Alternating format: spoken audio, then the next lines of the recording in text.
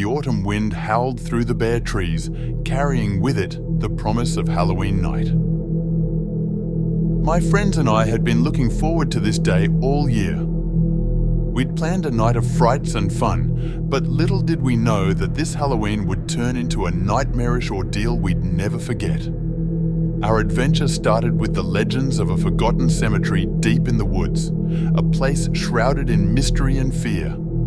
Stories told of restless spirits and a crypt that hid untold horrors. Determined to prove our bravery, we gathered at the edge of the forest, our flashlights cutting through the gathering darkness. Sarah, the group's adventurous leader, held an old, tattered map that was said to lead us to the cemetery. As we delved into the woods, the trees seemed to close in around us, casting eerie shadows that played tricks on our eyes. The moon hung low in the sky, casting a pale, ghostly light over the path. Despite the chill in the air and the foreboding atmosphere, we continued our journey deeper into the forest. The whispers of leaves and the distant hoot of an owl intensified our sense of unease. My heart raced, but the thrill of the night spurred us on. Finally, we stumbled upon the hidden cemetery, its headstones swallowed by overgrown ivy and gnarled trees. The crypt, old and weathered, stood at the heart of the burial ground like a sentinel of the dead. Sarah's flashlight illuminated the map, guiding us to a peculiar-looking grave with an ornate tombstone. "This is it," she said, with a mixture of excitement and fear in her voice. As we gathered around the grave, Sarah began to recite an incantation, her voice trembling. The air grew cold, and the full moon cast a surreal glow on the cemetery, casting eerie shadows over the graves. The earth beneath our feet rumbled, and a feeling of dread washed over us. As Sarah concluded the incantation, the ground beneath the ornate tombstone began to shift and groan. The tombstone moved aside, revealing a dark, narrow stairway that descended into the depths of the earth. The crypt was open, and the invitation to explore its secrets was clear. The narrow stone steps led us into a dimly lit chamber. The air was thick with the smell of decay, and cobwebs clung to the walls. In the center of the chamber stood an ancient sarcophagus covered in cryptic symbols. It beckoned to us, promising untold secrets. Hesitantly, we approached the sarcophagus. Sarah, still driven by curiosity and a sense of adventure, placed her hand on its lid and began to push. With a loud, echoing creak, the lid slowly gave way, revealing the contents within. To our horror, the sarcophagus was empty. Its occupant, a malevolent force, had been set free. A chilling breeze swept through the chamber, extinguishing our flashlights. Panic set in as we realized we were not alone. A ghastly figure materialized before us, its spectral form writhing with anger and anguish. Its eyes were hollow voids, and its mouth contorted into a silent scream. The apparition reached out to us with skeletal hands, and we could feel its icy grip on our souls. We tried to escape, but the chamber had become a maze of shifting corridors that led us deeper into the crypt. Our screams echoed through the dark passages, unheard by anyone but the malevolent spirit that pursued us. In the depths of the crypt, we discovered a chamber adorned with ancient relics and altars covered in blood-red candles. The spirit closed in on us, its wailing becoming more pronounced. We had awakened a vengeful entity, and it sought to claim our souls in retribution. With a surge of adrenaline, we attempted to reverse the incantation, but the words eluded us, and our frantic attempts only seemed to strengthen the spirit. It was as though the crypt itself was a sentient being, aiding the spirit in its quest for vengeance. We stumbled upon a hidden passage that led us into a subterranean catacomb filled with the bones of the long dead. The spirit's wails echoed through the chamber, sending shivers down our spines. We were running out of time. As we reached a dead end in the catacombs, the spirit closed in on us, its form becoming more corporeal. We could see the pain and anger in its hollow eyes, a testament to the horrors it had endured in its eternal slumber. Just when it seemed our fate was sealed, a brilliant light burst forth from one of the ancient altars. A ghostly, ethereal figure dressed in robes emerged from the light. It stood between us and the vengeful spirit, raising its arms to banish the malevolent entity.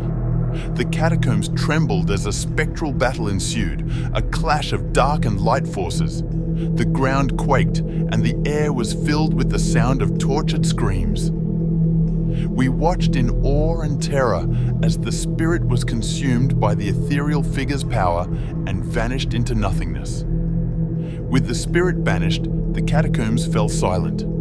The ethereal figure turned to us, and with a solemn nod, it stepped back into the brilliant light, which gradually faded.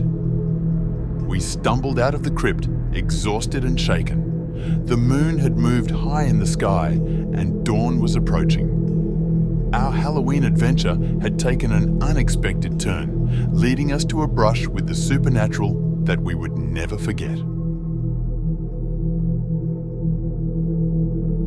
The wind howled through the skeletal trees as I trudged up the overgrown path leading to the abandoned Hollow Grove Manor. The air was thick with a bone-chilling mist that clung to the shadows, distorting the moon's feeble attempt to pierce the darkness. Hollow Grove Manor was once a grand estate, but now its decrepit facade loomed like a malevolent spectre against the night sky. Folklore whispered of its cursed history, of tragedies that had befallen its former inhabitants. Determined to debunk the superstitions, I, an intrepid investigator of the paranormal, had come to spend the night within its walls. My steps faltered as the heavy wooden door groaned open at my touch, releasing a musty odor that invaded my senses. I lit my lantern, its feeble glow barely penetrating the gloom. The air was suffocating, thick with the weight of the past. As the night deepened, inexplicable sounds clawed at the edges of my consciousness. Whispers slithered through the corridors, and phantom footsteps echoed from unseen chambers. I dismissed them as the creaks and groans of an old house, but a seed of unease had already taken root. In the dead of night, the temperature plummeted, and a frigid mist curled around my ankles like icy fingers. I huddled by the fireplace, seeking refuge from the encroaching cold. But the flames sputtered and dimmed, casting elongated shadows that danced with sinister intent. A portrait on the wall caught my eye, a woman with haunted, sorrowful eyes. Her gaze seemed to follow my every move. Dismissing it as a trick of the light, I turned away, only to find the portrait in a different spot every time I glanced back, as if the woman within sought to communicate some dire warning. Suddenly, the lantern flickered and died, plunging me into consuming darkness. Panic clenched my chest as I groped for the door, my heart pounding like a drum in the stillness. But the door refused to budge, trapping me within the suffocating embrace of the manor's malevolence. Whispers surrounded me, their chilling breath grazing my neck. "Leave!" they hissed, a cacophony of spectral voices, urgent and menacing. Desperate, I stumbled through the labyrinth of hallways, each turn leading me deeper into the heart of the manor's sinister design. Shadows danced at the edge of my vision, taunting me with their insidious games.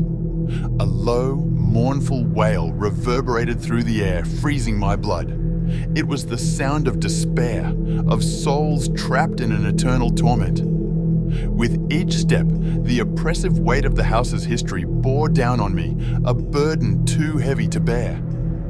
Finally, I found myself in a room that seemed to pulse with a malevolent energy.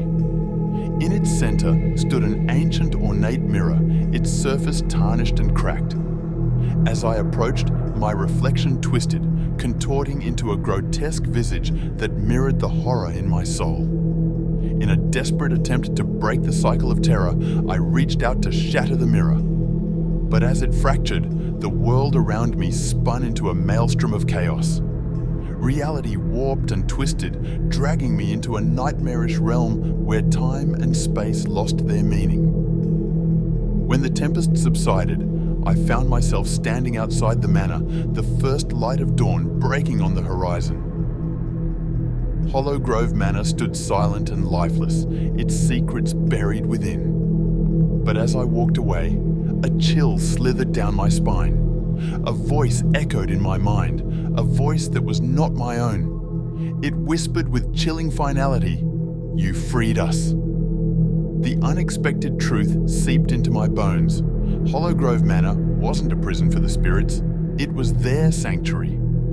In shattering the mirror, I had unwittingly unleashed the malevolent forces, dooming the world to their haunting presence. And as I gazed back at the manor, I knew, with a sickening certainty, that the horrors I thought I had escaped would now forever be unleashed upon the world, their icy fingers reaching into the fabric of our reality.